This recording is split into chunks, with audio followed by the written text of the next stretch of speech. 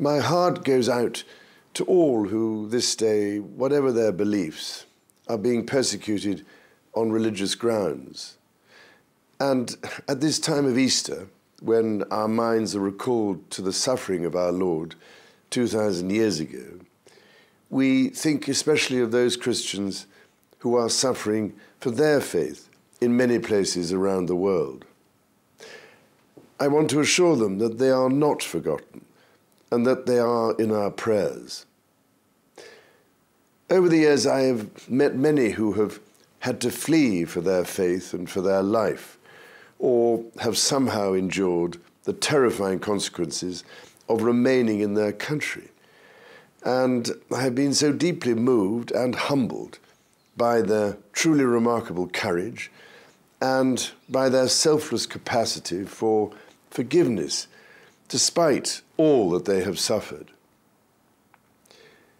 I've also heard that in the darkness there are small shafts of light, signs of resurrection and of hope, that slowly but surely Christians who have had to flee from their homelands are beginning to return and to rebuild their shattered homes. Biblical lands such as Syria and modern Iraq were not always places of strife between people of different faiths. For centuries, in many countries, the three great Abrahamic faiths have lived side by side as neighbors and as friends. For example, I have heard how in Lebanon, Muslims join with Christians at the shrine of Our Lady of Lebanon to honor her together. I know too of senior muftis who believe in the essential importance of the Christian faith to maintaining the balance of the Middle East. At Easter, as we recall the suffering of our Lord, we also remember Mary, his mother, and the torment of grief she endured.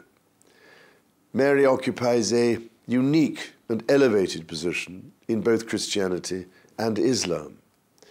She is the mother of our Lord and exalted in the Quran. All three Abrahamic faiths have known and continue to know the bitterness of persecution when religion has fallen into the barbaric grip of those who distort and misrepresent faith. So this Easter, I want to salute the fortitude of all those who, whatever their faith, are persecuted for remaining faithful to the true essence of their beliefs. I admire and greatly respect all those of you who find it in your hearts to pray for those who persecute you, and following the example of Christ, seek forgiveness for your enemies.